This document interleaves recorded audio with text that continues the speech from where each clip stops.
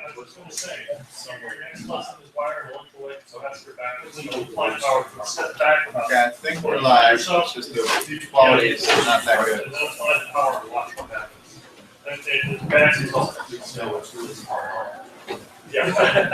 I have one that was in my old house, the capacitors and items in the home around.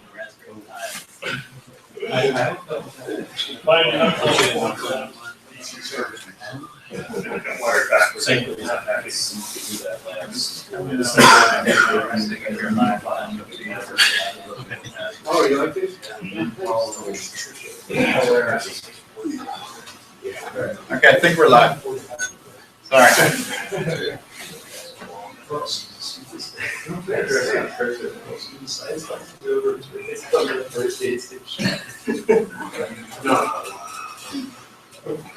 Thumbs up?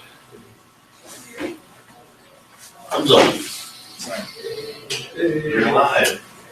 And I'm being recorded. Extra pressure for public speaking.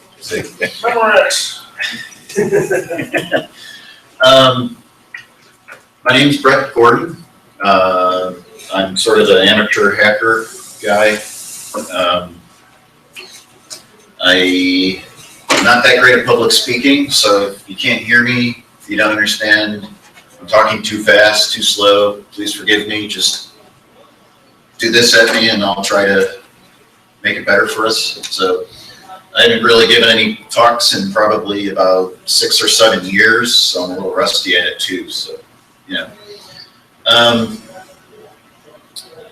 A little bit of my background, I grew up with the CoCo2. I got the CoCo2 in 1982 for Christmas. It was supposed to be for my older brothers, but of course it was this, the 7-year-old that got a hold of it and went bananas with it. My father was adamant that he was not going to buy me a bit of software for it. So I literally had a CoCo2, and then eventually I got a tape drive for it. I would steal the brother's little tape recorder, Sears tape recorder, to plug it in, and it almost worked. So I was basically forced to write my own software until, I went to an IBM PC when I was a teenager, 15, 16 years old. So in about 2000, I wanted to learn how to program in assembler, and I had my CoCo2. Still had it, and I think I was probably 24, 25 years old by that point. So I said, I wanted to get more into programming. I was doing C programming in Linux. I was doing, I was a Linux user from pretty early on, so I was used to having a lot of programmers' tools. But the actual, the internal stuff, assembler was just way over my head. And I did a little bit of assembler back when I was in high school for the 808.6, which is hideous, especially when you deal with segmented architecture, it gets crazy. So I said, oh, that's great. There's no real free utilities to do any assembler. So I kind of, went to college, and later on in 2000, like I said, I grabbed my CoCo2 and said, oh, I'm going to learn how to do assembly, because this has got to be simpler than an IBM PC, way simpler than any 386 or anything like that. So I said, I'm going to go with a CoCo2. The problem is I literally had nothing to plug the CoCo2 into, monitor-wise. So I actually developed I learned assembly language with basically C load N. So I actually programmed headless for a long time. So I literally cross-compiled some assembler to do some serial routines, and then I just kind of bootstrapped myself into more and more stuff via the C load N. So I can type C load N really, really fast. You do that about 1,000 times in a development cycle. So I have no professional programming experience, so I probably will use the wrong words. I'm classic at coming up with my own words for things anyway. It annoys a lot of people on IRC because they don't always understand what I'm talking about. So if there's something you don't understand, please raise your hand. I'm not going to try to get too technical because that would be hideous. But we will be talking about physics, Vectors.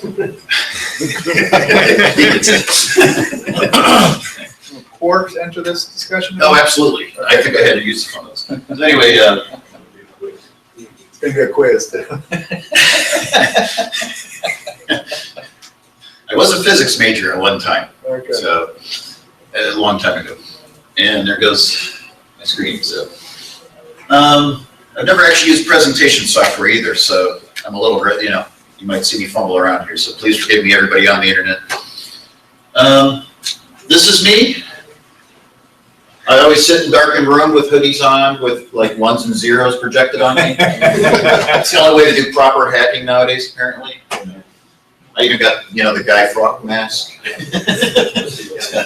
That's a joke, of course. But I do spend a lot of time in the basement hacking.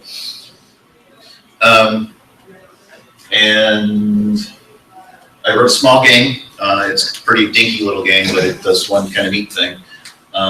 It is a networked CoCo game using DriveWire to provide for the network.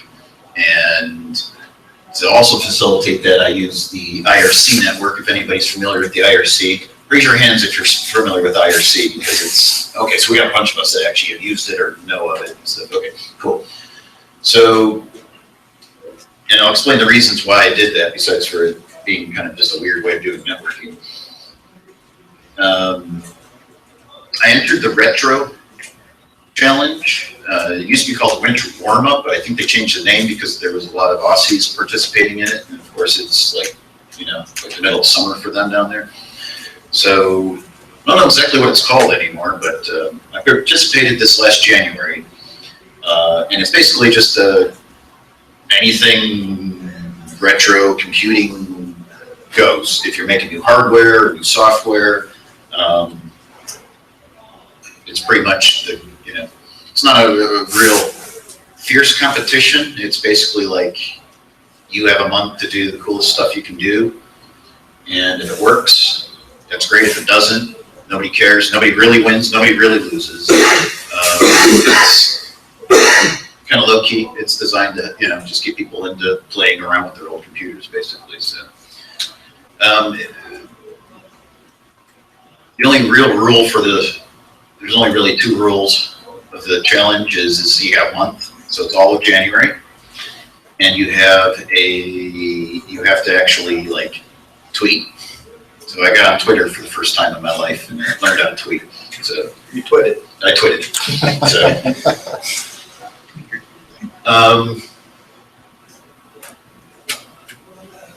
Oh, that's my slide. Oh, you also have to forgive me. I managed to delete all my notes yesterday. And I don't know how the heck it happened, because I don't know how Emacs ever deletes anything, but I managed to hit the magic key combination or something for it. There you are there. This is what I just said. So let me point out a few things about the game. The game itself is very, very simple. It was designed to be as fast as I can get it done, because I only had a month. And I had to do a lot of weird development stuff with the networking to get it working. So the game itself, like the graphics and stuff, is very, very simple.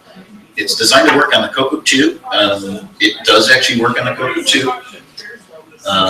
And it's basically an artillery game. So if anybody's ever played those old artillery games, we're basically just lobbing missiles at each other. So the limited graphics of the CoCo 2, pretty much I didn't want to try to make tanks, because you ain't going to be able to present a tank that looks anything like a tank. It's going to look like that old Atari Combat thing with the L shooting thing. So I decided to go with avatars, because literally we can have 8 people join a game. That's cool. So, and you don't have that many colors, so I can't color differentiate things. So I had to go with little just avatars. They're just pre-built. You don't get to choose your own. I was going to do choose your own, but it required more programming, and I was already running out of time. So as you join, you just get the next avatar in line, and we got 3 players on this board. You're randomly placed on the board, and you have I'm trying to remember how this all works now. It's been 2 months, which means it's already out of my brain already. Power, and you have angle. And you push spacebar to fire your missile, and all you try to do is just try to lob your missiles down the line, hit the other players. You have four lives. When you're done, you're done. You can reconnect, and that's all it is. It's just Torture.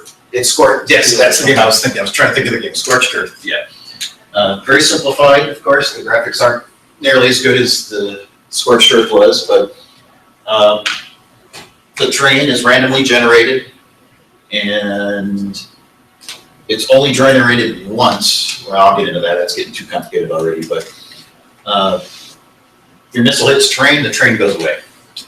If you hit a player, it goes boom, and you get a little mushroom cloud. I'll try to demo this if I have enough time, but I know we're starting late, and we have other speakers and stuff too. So, but I'll try to get it working for us. I've had a lot of my problems with DriveWire today already, so I think I gotta manage to get fixed. So that's the basic gameplay. There's not much to it. You get another screen, which is basically the scores and your menu. So super simple. I didn't even have time to make the heading, but when you join the IRC network, and I'll explain a little bit how that goes, is you basically put a handle name in, and that becomes your player's name here. And you have a score. Every time you hit somebody, it gives you 10 points or something, or maybe it was 5, I don't remember. I don't remember exactly. Literally, I was programming so fast and so furious, I didn't really have a whole lot of time to do a lot of game design. So it was just basically like, hey, every time you hit another player, you get 5. This is your hit points. Once you go down to 0, you're done. Then you got your menu. So that's the basic game.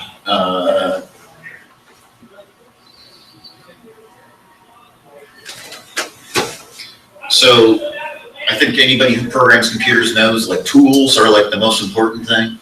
You got a little bit of creativity, and then tools are 90% of what you're actually working with. So some of the tools I use, because I only had a month, so I had to get stuff done fast. And when you're dealing with assembler, you really are just pushing bytes around the computer.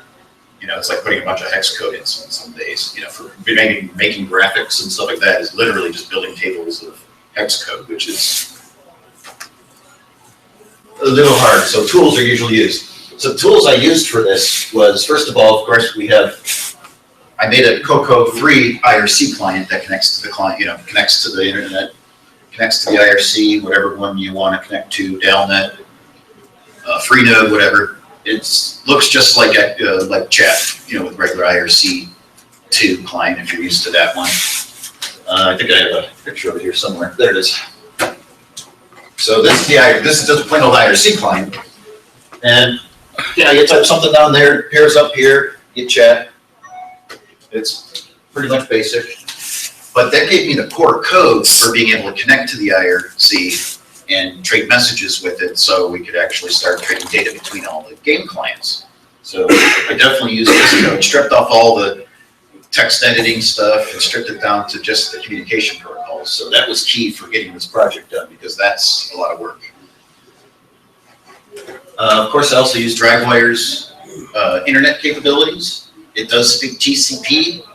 It doesn't do any other protocols, but TCP is all that's needed for a lot of the internet stuff. And IRC works just fine with it. So I made a windowing program a while back. Another project that I did for about 2 months and gave up because I got tired. I did all the cool stuff and then all the boring stuff I just went down on. But it uses the same font. So I was able to steal the font and all the font rendering stuff, put that in the game code too. So I was already able to put graphics on the screen, text on the screen. I was able to connect to the IRC. So a lot of the hard work I kind of already did before, but I had to steal a lot of assembler code from other projects to get it done. But you get a month and it's like go, program. And of course, LW tools, the best cross-platform development stuff you want to work right now with the CoCo is LW tools.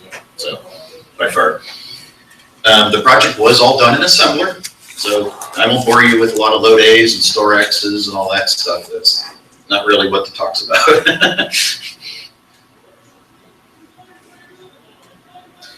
Now you probably wonder why I chose IRC, because you could literally have CoCos just connect to each other and play a game. But there's some catches to that. First of all, whenever you do a networking, you gotta like get through a firewall. Someone has to be the server, someone has to accept the incoming connection. And that's a big pain in the butt. Nobody really wants to play with the firewall stuff unless you're a network geek that actually can remember all this. You know, I can't even remember how to log into my router to turn off the firewall stuff. And the password's long gone. So the idea is if you use IRC, everybody becomes a client on the IRC. That means no firewalling. If you can get out to the internet, you can play my game. You don't need anybody to do the server per se, and no one needs to open any ports in their firewalls. So that was a key thing that said, okay, more people can play this easier and faster. This probably should be broadcasting. I have it labeled as multicasting. It depends how you look at it. Basically, when you have a bunch of computers talking to each other, you always run into a case where you want to transmit the same data to every one of those. And for the CoCo to handle the bandwidth of actually, you know, it's like if you had 8 players, you have to send packets out to 8 different people. That's a lot of wasted time and energy. When the IRC will do that for you, you send one packet and it sends it to everybody in the chat room for you. So therefore, the information didn't need to be pumped through by a CoCo server. It's all handled by the IRC server. So it's getting something for free. And IRC is pretty retro, actually, if you think about it. IRC's been around probably longer than the CoCo has. I think that came out or something. And I did some research. Again, I wasn't so much into research. I was more into getting the programming done. But I looked around, and I don't see any type of games played over the IRC other than just connecting with your chat client, going and playing trivia or some role-playing game. But essentially, it's not anything revolutionary. But I have never found any actual clients that actually use the IRC for much. Now, I hear that some of the modern gaming platforms, like the in-game chat, a lot of it's going to IRC, actually. No idea why they're doing that. I figure they already have a network ready to go. I don't know why they're using IRC, but it's kind of cool. Because they can, because it's there, and because they don't have to do anything, you know, it's already there, they don't have to do anything with it, so. It lets people not on the gameplay, I'm assuming, too. You know, like chat. It's loggable. You know, you can actually log it with regular terminal. So on the same reason, you're probably using it. It's robust. I mean, it just works and it works and it works. The IRC network's pretty solid type stuff.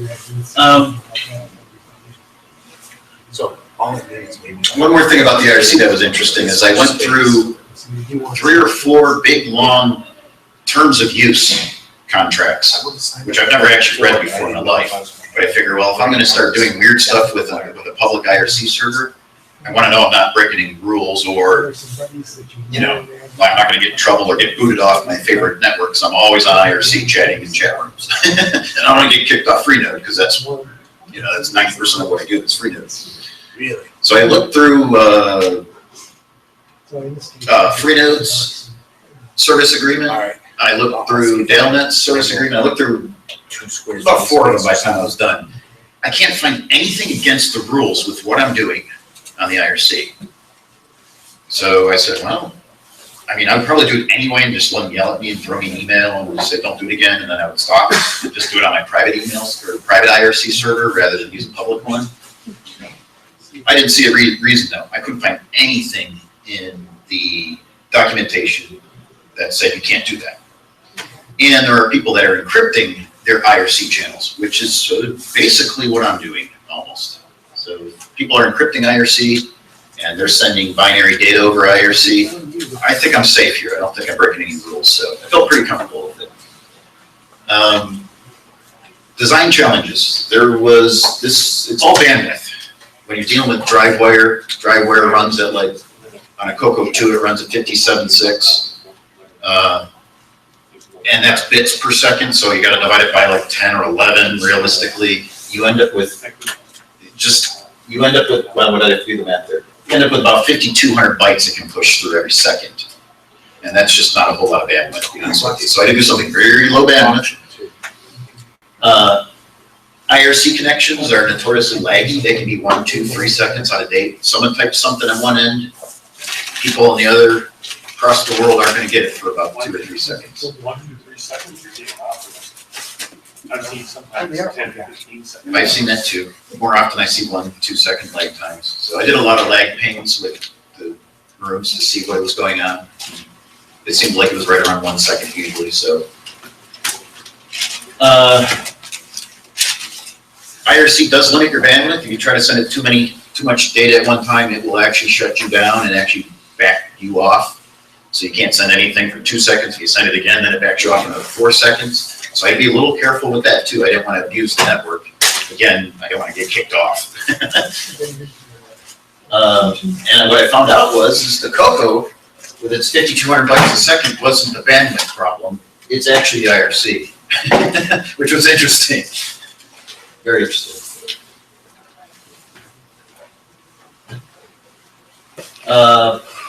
So I'm going to go back to the game stuff, because really there's 2 big ideas going on here. There's the IRC communication, and then there's the regular game stuff. We're used to the regular game stuff. If anybody's ever done any game programming, it's just a giant loop, is what it usually ends up being. You're clearing the screen, calculating where all your characters are at, or where your bombs are flying, or whatever it happens to be. Doing all the game logic, all the game control, and then you hurry up, and then you try to put it all back to the screen, and flip the buffer, or do something like that, and then rinse and repeat until you're done. Everything else is incidental. That's the basic game loop. And that's great. The problem is with the game loop, it doesn't handle doing drive wire inside that game loop. We wanted the graphics as fast as we can to the screen because the CoCo's limited bandwidth to get graphics to the screen. So you can't just stick a drive wire that's going to take eons to transmit a packet over to the other clients. So you have to do it this way. I actually created a very, very simplistic multitasker to do this work. That way, my game engine could run separately from the IRC network communication stuff, and that allowed for flexibility to handle bandwidth a little bit better. But what it also does is anybody that does multitasking programming, it gets tricky. It gets real tricky, real fast on you. But the one thing that's real nice about it is that it simplifies those 2 ideas. It separates the graphics from the communication. In other words, the game's one thing and its communication core is another. And they're 2 separate processes in the computer. Now, if you're a Linux guy, a process is a big complex thing with giant data structures and all that stuff. John will tell you more about that stuff. But on a 6809 chip that we're running on, you can move the stack. And really, in essence, to do multi-threading on 6809, it's just like, well, carve out some new stack space, throw it in there. Every vsync, does everybody know what a vsync is? That's the interrupt that happens every 60 times a second. Variable sync interrupt. The Yes. interrupt which occurs every time the screen reaches the bottom of the scan line, and it's getting ready to go back up to the top to draw a new screen. Right. So it's a very solid timing, and it generates an interrupt. So basically, there's 3 tasks running. There's the interrupt task that all its job is to handle the interrupts, and all its real job is to decide which one of these threads it's going to run at any one time. So that's basically how all multitasking works in general. There's other ways of doing it, but this is the way everybody does it now. So, and I lost my train of thought, so bear with me. Interrupts. Okay, so the vsync's job is really simple. If I showed you the assembly for it, it's literally like this big on the screen. It's maybe 6 or 7 lines of assembly. Really simple stuff. And the idea with it is that the vsync task, its job is just to decide which of these 2 threads is going to run next.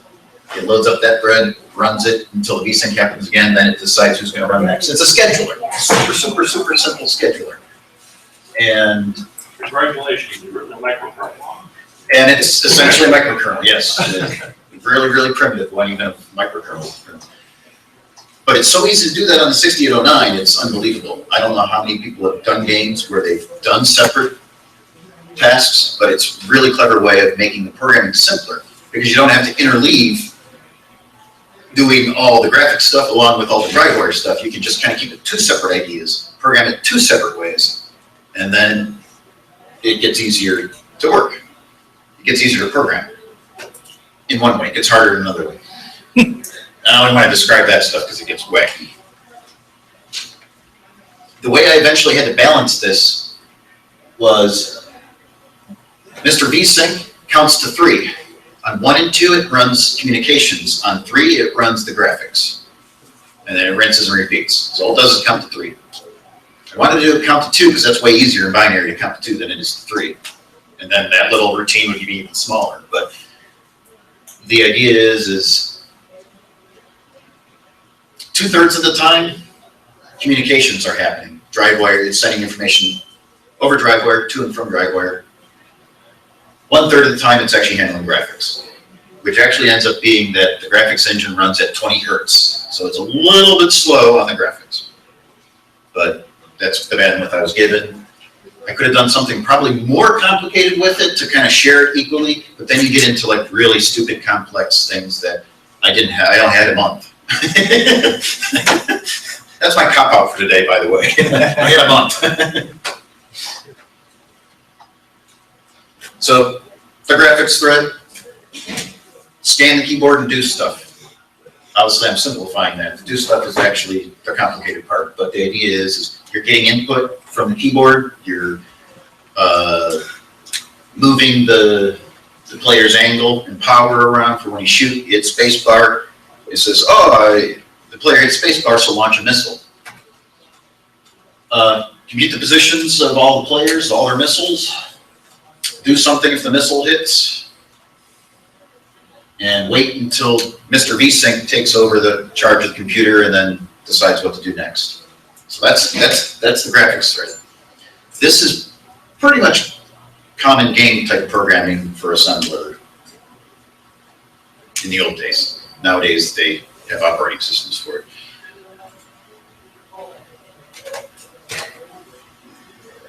Okay, somewhere I got a communication thread, I think. Okay, the communication thread. Communication, 2-way. So it's real, the communication actually turned out to be actually pretty simple.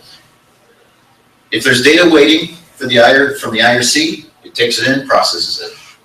If there's stuff to be sent out, it does the same. And then it stops and waits for the VSync also. So actually it continues on a loop to just get data in case more data comes in, so it can respond faster to network data. But that's communication thread. So through 2 very simple threads. You couldn't get some extra time by having, once one thread completes, have it kick over to the other thread? Sure. I didn't do that because you can't kick back to the graphics thread. It wants to do the graphics every so often. Right. Okay. That's how you want to program it, because you don't want it to just, your missiles would fly at different speeds than as your communication rate changed. So that your graphics you want to just keep on like just boom, boom, boom, boom.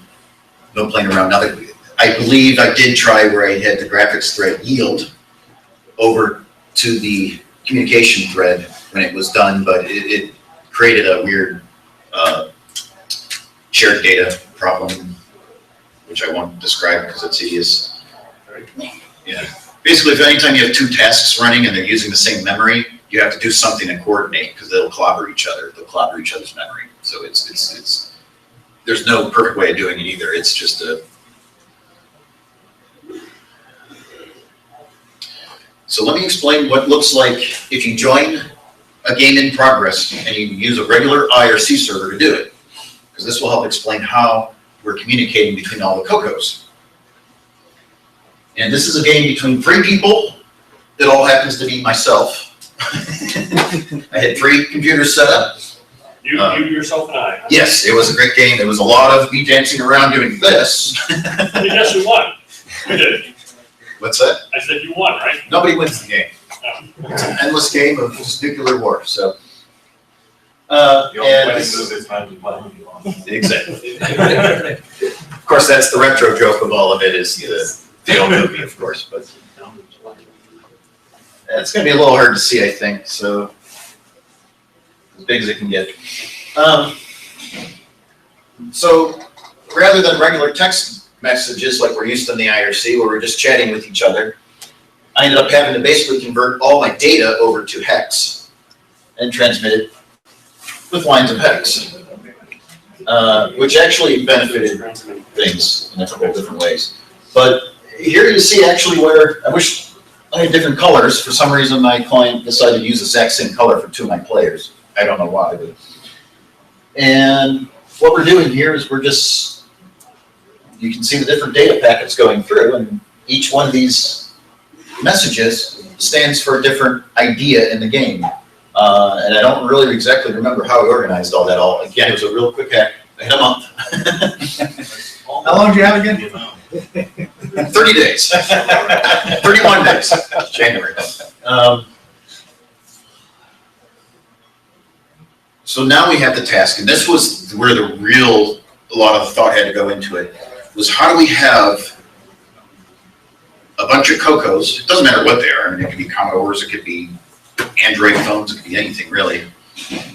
How do we have them all communicate with each other that creates a coordinated game, something that actually works? Because there's an inherent problem whenever you have two different things communicating, is that they don't synchronize, especially over the internet. Nothing synchronizes over the internet. It's the whole premise of IP is it doesn't do that. Quick question. Yes. Was your game real-time or turn-based? No, real time.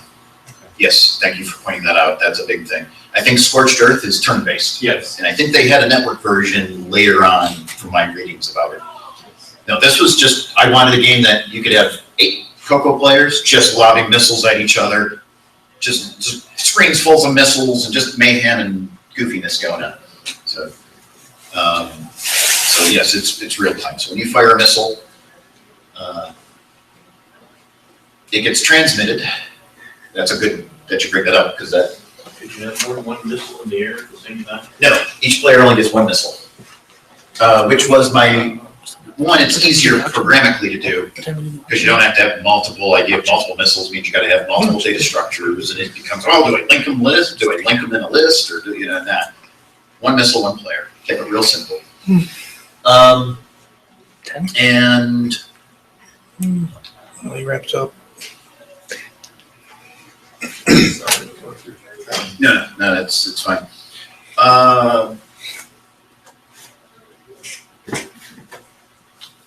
Now the situation becomes, how do you get things over the internet all communicating to where they know what's going on at the same time? Synchronization is the problem. And because I got a 1 second lag, and some people are getting 2 second lags, and other people are getting 5 milliseconds or some ridiculous, fast. So how do you handle the situation when you've got players A, B, and C, and player A and player B both fire a missile at player C, and by the time that player B's missile gets to player C is already dead because he was killed by players A. Exactly, and then it throws a whole logic problem into it. Yes, that's the whole problem. In other words, and what happens if while player A's missile was traveling to player C to kill him, player C fired a missile. Yep. To kill player A, and it even comes down to when you're programming is what happens to player C's missile. Right. Does it just pop off the screen, which is what I do, I just disappear it. I try to keep things simple because that's kind of an unanswerable question. Synchronization is like a headache. And I didn't even want to participate in headaches. It was designed for me to have fun. And whatever solution you come up with to the conundrum, all the machines connected to the network have to agree that it's the same solution. Yes. Yeah, there's just no way of winning the war. So I didn't play the game. I didn't win. I didn't play the game, so I didn't lose, right? Or didn't win. This is a deterministic system. It works, generally speaking. Deterministic is you got the same inputs, you get the same outputs. So all the clients, all the CoCos are receiving the exact same data because they're all hooked up to the same chat room. So they're all going to receive the same data, maybe not at the right time. That's the whole problem with it. But for the most time, when you're dealing with human beings playing computers, you don't notice much less than maybe about a half a second, honestly. And the actual real life problems I had with synchronization was actually pretty small. Just every once in a while I get a graphical glitch, and who cares? It disappears when the screen redraws in a couple seconds anyway. So that was my strategy for dealing with synchronization, was just to ignore the problem. It was like one of those 80-20 rules, solve the 80% because you'll never solve the 20%, and you'll drive yourself nuts trying to solve that hard problem when you got a lot of little problems to solve meanwhile. So just do the simple stuff. the hard stuff ignore, and a lot of times it goes away. And that's sort of what happened with the game. It kind of was serendipity, really. There is a master client. I hate to call it a server because then it gets confusing with the IRC stuff, but there is a decider to who gets points and who doesn't. Who, which player actually gets hit. So there is one client that has to connect that becomes the server. And even deciding who becomes the server becomes a synchronization problem. It's the same problem. I mean, you're not playing the game, but you're just trying to decide, well, who's going to be the guy who decides who wins and who loses. You can't do that without a whole bunch of ridiculous logic going on. And I'm not so sure it's a solvable problem, actually. So I'm sure someone in computer science who has 8 years of experience with multitasking could probably come up with the proof for it, but I'm pretty sure it's an unsolvable problem. So I don't. When you sign on with my client, it says, do you want to be the server? And you hit yes or no.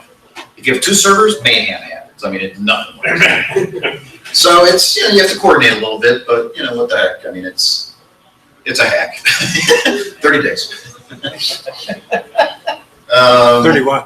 If you have 3 IRC clients connected to the same IRC chat room, Yes. and all 3 of them send a message, Yes. what order do the clients see the messages come back in? Do they come back in the same order to all 3 clients? Your local message gets echoed immediately. It's not even sent over the IRC. IRC makes no ability to echo your own stuff back to you. That's your own local machine echoing that back to you. So that's instantaneous as far as we're concerned. But the other 2 messages. Well, hold on. Well, I think you can get it, echo your local message back to you depending on how you send it. I'm not aware of that. I don't think so. Maybe. I don't know. I don't remember that part of the IRC standards, but the IRC standards are RFC, and if anybody's ever read an RFC, you want to shoot yourself when you're done with it. It's insane. Oh, no, Yeah. And that's IRC. IRC is actually a simple one. You try reading the DNS stuff, it's insane. I was just thinking maybe the IRC server could decide the sequence somehow. Yeah, it gives the data in and it sends it out, that's the decision. I mean, there's no guaranteed order or anything like that. Does IRC have a timestamp on messages that No. send into the client? No timestamp on it. You can ping and it'll give you a timestamp, but even that's not guaranteed to be anything. That lag throws it for a loop where that timestamp. But it's the IRC's, if you paint, it's the IRC's concept of time. Yep. Which you could use irrespective of lag to determine the order of the events. You could, the order according to the server. Right, and then the Not to the server, clients. right, but, and then you have to program the clients to say, okay, that's what the server says, that's what goes. Yep. And you could leverage that to do synchronization basically and say, okay, well, the clients don't have to let the IRC server figure out which is first or second or whatever. I don't worry about it, I'm just thinking. but that would be maybe for future use. Yeah. Yeah. I thought a little bit about that, using timestamps to try to come up with some idea of what's happening when between the different clients, but it became complicated. And it requires a lot of translation of numbers, which requires no bandwidth on the CoCo side, And I already was changing, did I lose my game? And I was already changing binary data into hex text, which is actually kind of complicated, especially doing the reverse. You have to do a lot of dividing, and dividing sucks. So hex is easier because you just shift, but still you have to shift like 4 times and it becomes complicated. It's silly. I had a routine that converts it back from hex, and it does it by shifting also, because what it does is it masks out the ASCII text parts. Yes. And it does the subtraction, I think, and then I end up with the 4 bits that have the value. And then if I'm doing the first digit, I shift them over 4 bits, and then I get. And then you do the second, and then you go back and get the data again. And I do an XOR to put them together. Oh, that's neat. I never thought about the XOR. Yeah. Because if the first one's been shifted over so that it's getting shifted into the bottom end is 0, then you've got 0, 0, 0. Yes. Now if you XOR And with the 4 bits in there, it'll be whatever the other 4 bits are. Right. So, different message types. That's basically how I ended up solving the problem. Well, no, let me go back a step. We have a deterministic game. In other words, we don't worry about other people's timing. We're just going to keep time the best we can. And the only thing that really matters in a game of global thermonuclear war is like who wins, which nobody does. So what's the point of it anyway, right? But the idea is almost everything about the game is deterministic. If you pump data into an algorithm, it usually comes out the same, or better. Otherwise, you get some physical laws that are having problems. And you can use this to our advantage. There's actually a lot of modern games that use the deterministic approach, where you just say, like, we don't care what the other clients are doing or what they think the time is or what's going on. We're just going to calculate by numbers, and that's very true when you're dealing with ballistic missiles. The math behind it is very simple. It's just high school level physics. You know, it's vectors and adding gravity. It's real simple to do. You don't even have to integrate or differentiate, so it's super easy mathematically. There's a lot of adding and subtracting, so that's really easy for CoCos to do. If it was a lot of multiplying and dividing, I'd say, yeah, maybe not.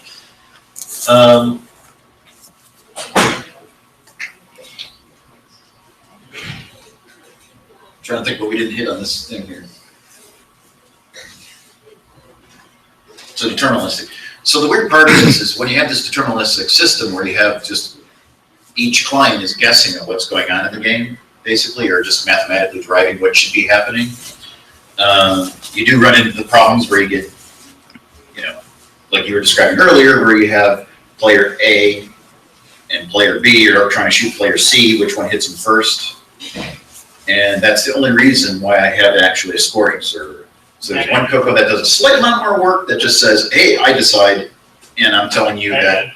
And one thinks that they shot player C before we launched the system, one thinks they shot player C after. So clients don't score themselves. Clients require a message from the server saying A killed B.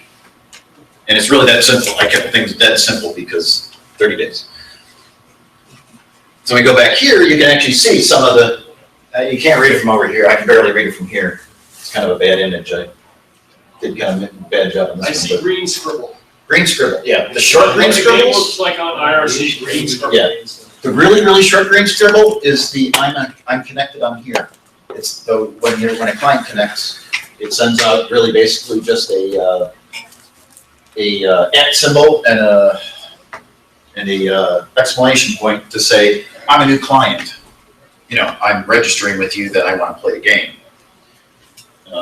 Real simple, stupid simple, and easy to spoof, which is really handy for debugging it, because I could go in with a regular text client and manipulate things and see how it works without having to go through programming the CoCo to do all that stuff. So it provided for a great debugging, because I had hex code just spilling out of the IRC client. It was actually kind of serendipity there too, actually. The little short message here is player 1 killed player 0. Really short and simple. That's the server. The big long messages here, the real long one, is the server telling the newly connected client what the train is. The train all has to be shared. The train lists the ground. Somewhere here is the ground. Mm-hmm. So the server also, when a new client registers, has to tell it the train. A list of heights. Just a sequential list of heights. Exactly, yeah. I presume it also has to tell it where the other players are positioned on the train. No, I don't do that on purpose. So when a new player connects, you don't know where your enemies are until they fire their missiles. And then it tells you where they are. And then it tells you where they're at. So when you're new, you're at a disadvantage. So, but if you don't get blown up, you don't lose terrain. Then you go high, and it's really easy to hit high objects. So it actually ended up being kind of cool game design, actually. It was kind of a cheat, but it worked out good for the game. So I was like, yeah, I'm doing it. The only other thing that the server is actually responsible for is after a bunch of game plays, after about 12 games, your terrain is just no longer like it just, all your players are down here. There's no fun. I mean, all you're just doing is just shooting each other direct on. So what I did is I added every 15 seconds or so, the server will calculate I don't remember the exact formula. It's not really super important. It has some formula where it just goes through averages, all the heights. If it's too low, it'll just send a message out to their clients to lift the whole screen up, add some more terrain.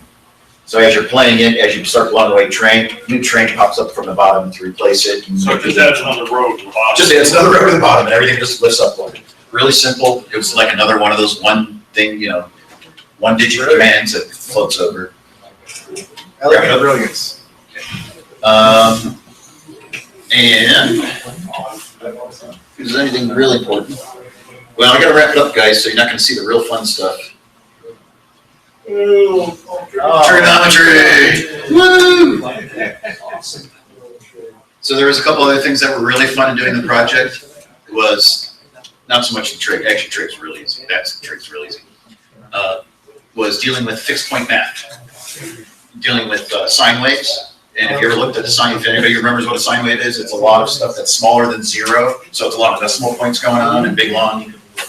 So I had to do all that in binary, which I don't have that much experience with. I understood the concept, but I never did it before. So I did it. And I really enjoyed myself doing a lot of that. Just basically coming up with ways of multiplying a sine to create the Arc. The arc, thank you. And that's it. So I think built-in floating point cloud. So I will try to demoing this. Obviously, I definitely ran out of time with this, but so if you want to come over, I can play a game. If anybody wants to play a network game, let's do it. Yeah, I mean, because it actually does work. We have all here. Yeah, you're on it. We'll get you working. We'll get a cocoa in your hands. So that's it. Thanks, everybody. That's so cool. Thank Is it available for download? The action sources, I open sourced it. I don't think I actually have the binaries posted, but I can get them up there real fast. So you're actually calculating the trajectory beforehand, or? No, Oh, no, okay. just every cycle you just add a little gravity, you add a